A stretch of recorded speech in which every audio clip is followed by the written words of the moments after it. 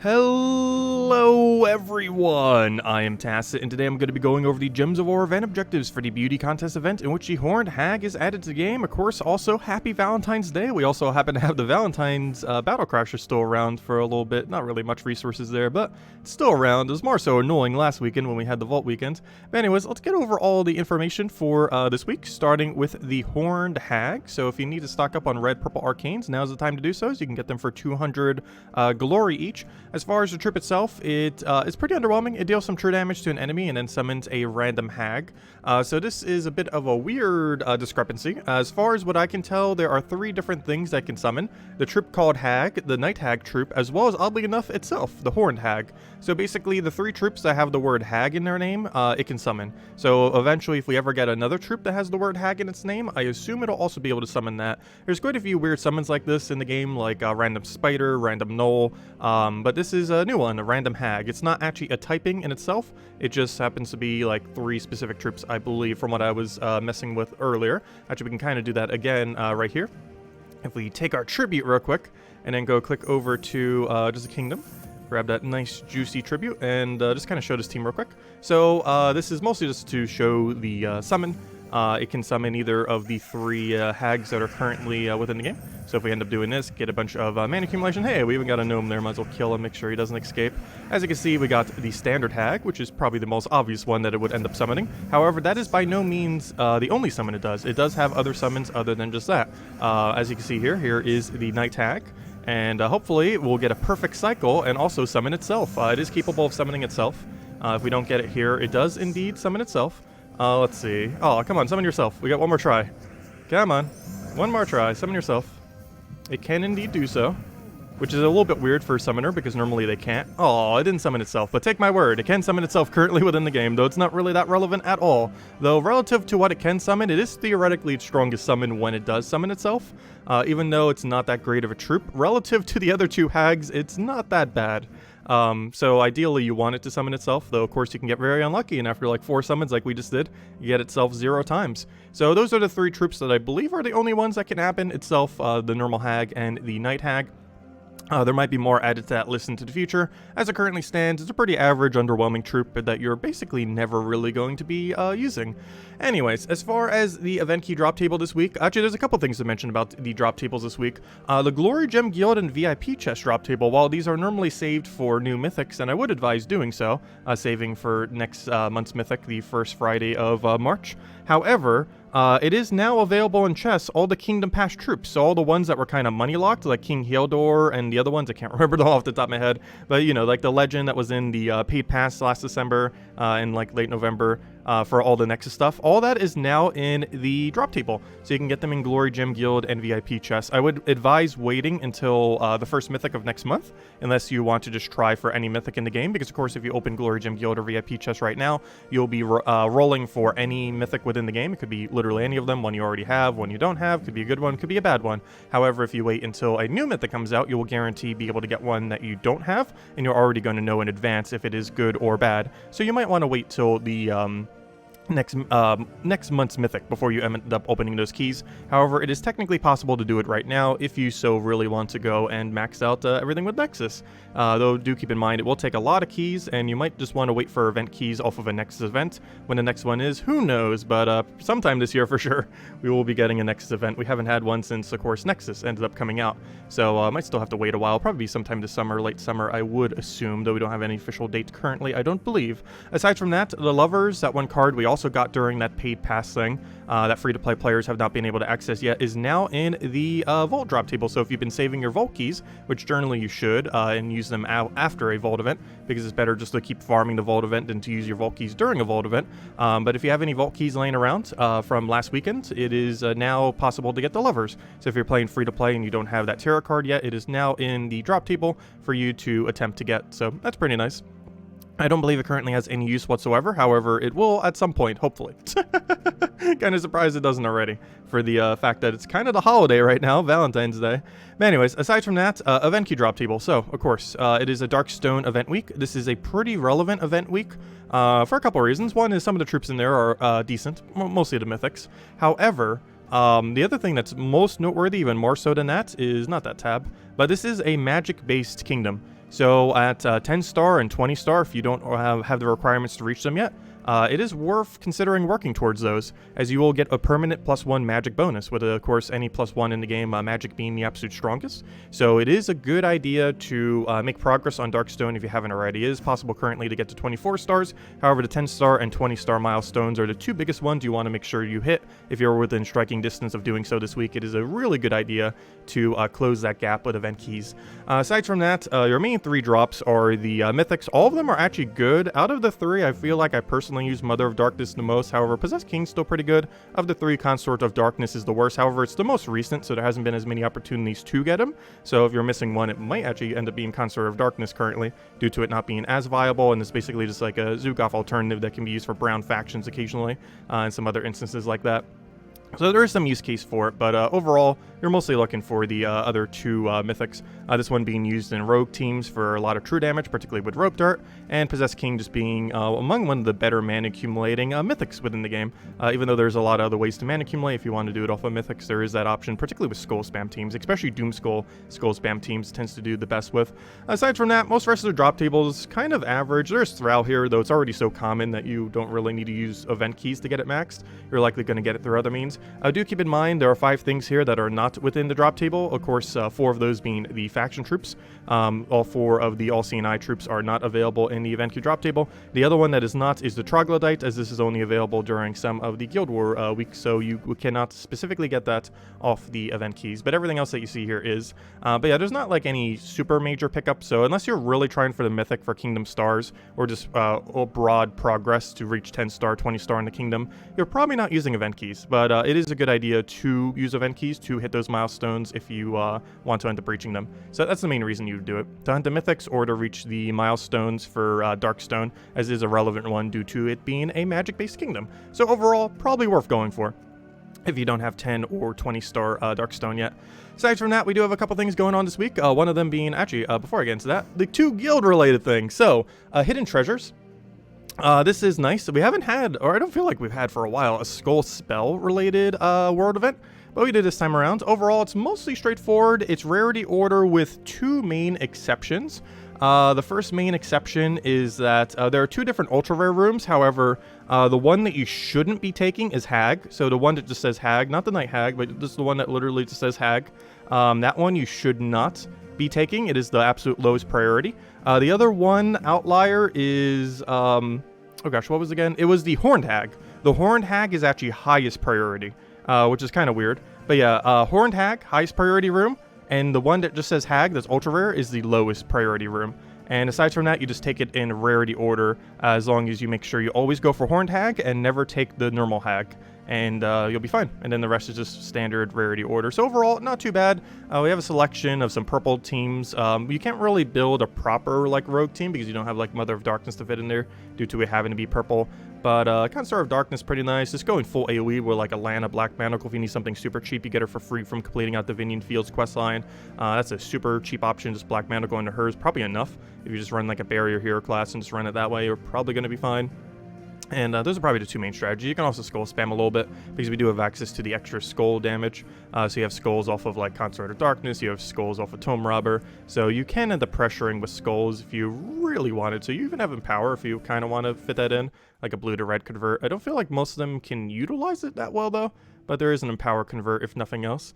But overall, that's what we have. Not the easiest, not the hardest of events. Kind of pretty average one as far as what's usable. And with the cheaper option being at least somewhat decent, since you can just AoE spam them to death and be good to go. Aside from that, don't forget we do indeed have Guild Wars this week. Pretty standard as per usual. Just make sure to go set all of your defend teams and then just do the battles every single day. And also don't forget to get your stats. I normally get up to like the tier 3 thingy.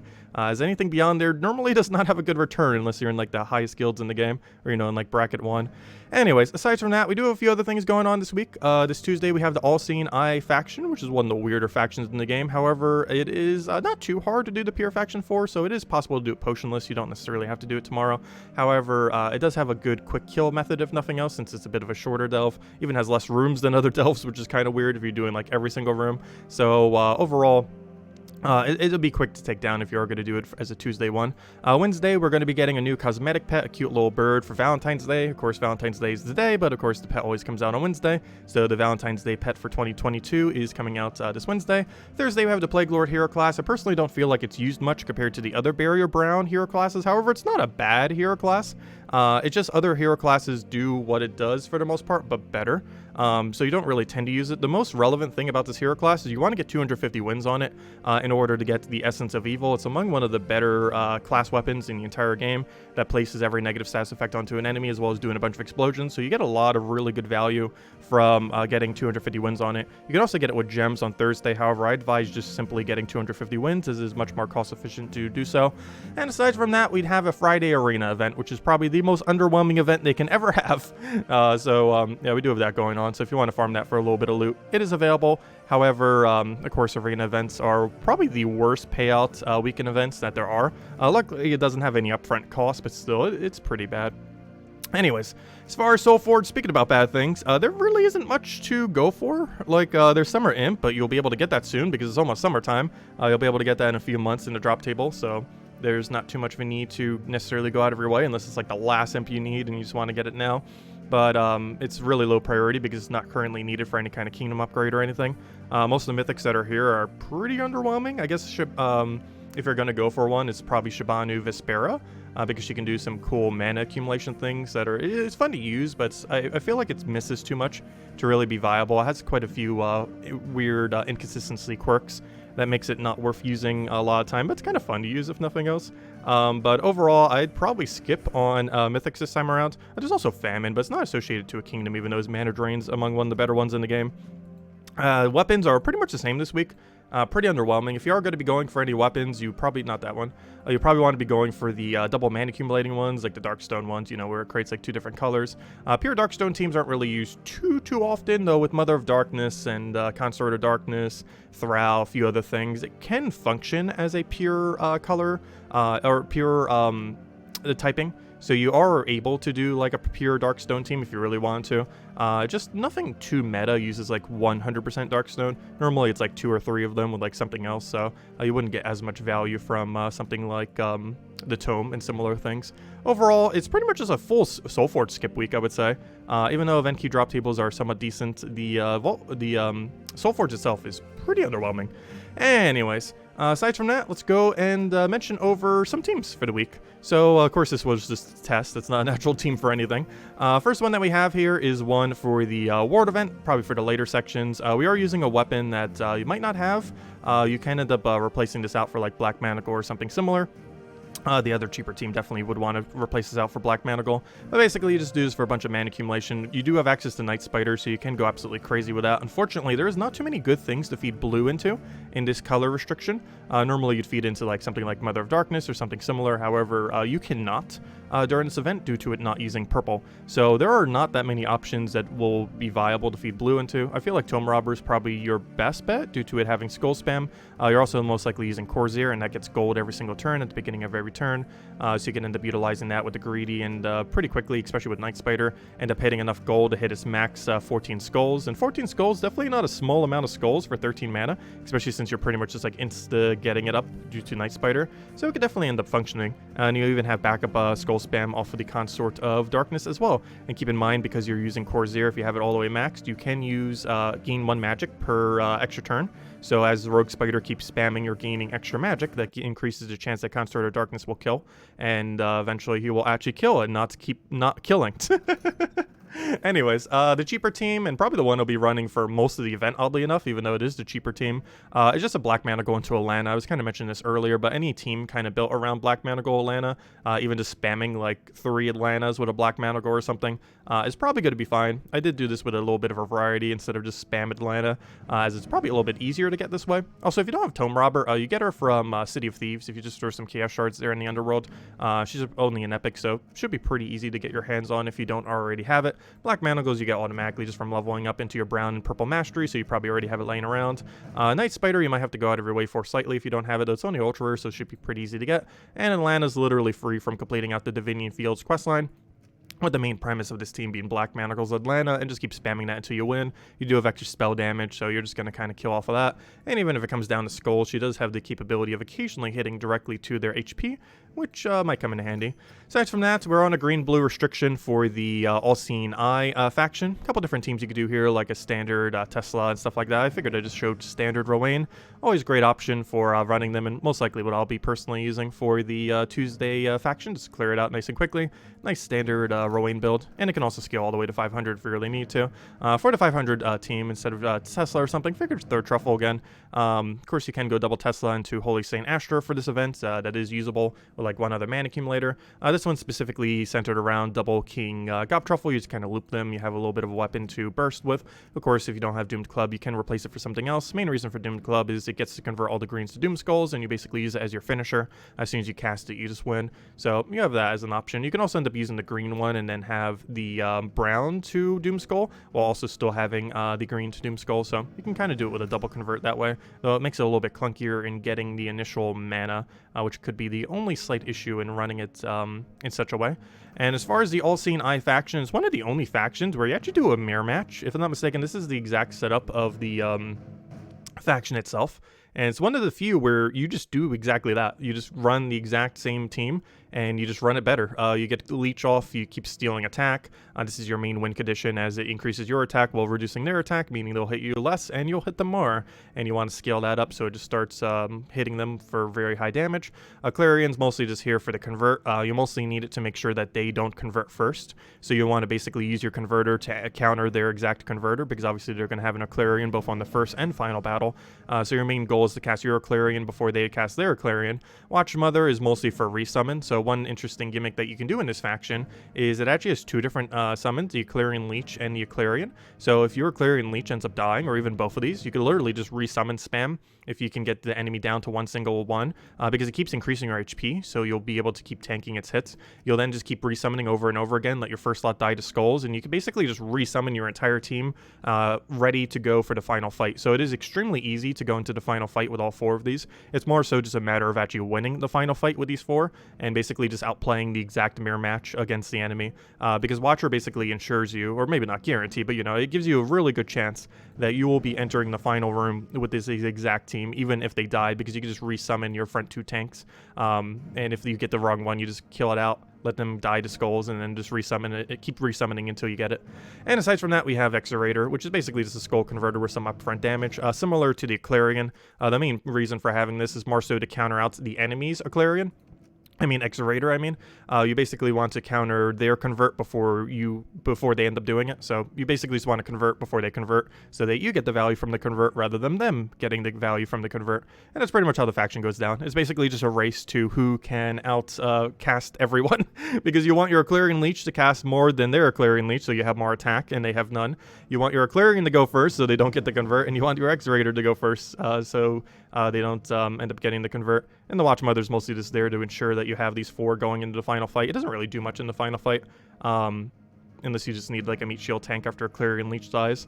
But yeah, that's pretty much the premise for the Pure faction. Overall, I would say it's actually among one of the easier ones. It's also probably one of the funnest factions, I would say, overall. I just really like the way that it plays out, the Pure faction for that place.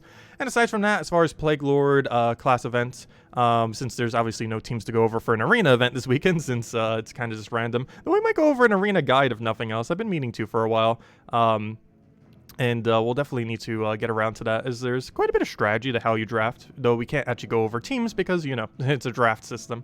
Anyways, but as far as the Thursday Plaguelord class event, a couple ways you can run this. You could run it with Black Manacles or something similar, but the main premise is you just have a bunch of magic links off of Thrall. Thrall goes crazy. You feed into a weapon of whatever you want to do, anything that hits all enemies, and that's pretty much the whole win condition. Magnus is just here as this. If you're not running Black Manacles, you can just have it as your Black Manacles, basically, and we're just having this here to suck up a bunch of the mana accumulation from Thrall. The purples go directly to him. You cast Thrall, you get mana for everything you cast, you win, and pretty straightforward. Just claim the gems off the class events. I generally do not advise spending gems on class events. They're pretty bad return.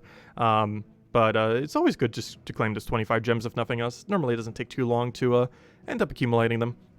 But anyways, guys, that will wrap it up for now. If you still have any other questions, feel free to leave it in the comment section below. All the teams I went over in this video will also be in the comment section or in the description below if you want to go and copy paste any of them. I will catch you guys later. Thank you so much for watching as always, and have a wonderful Valentine's Day. Goodbye, everyone, and thanks for watching.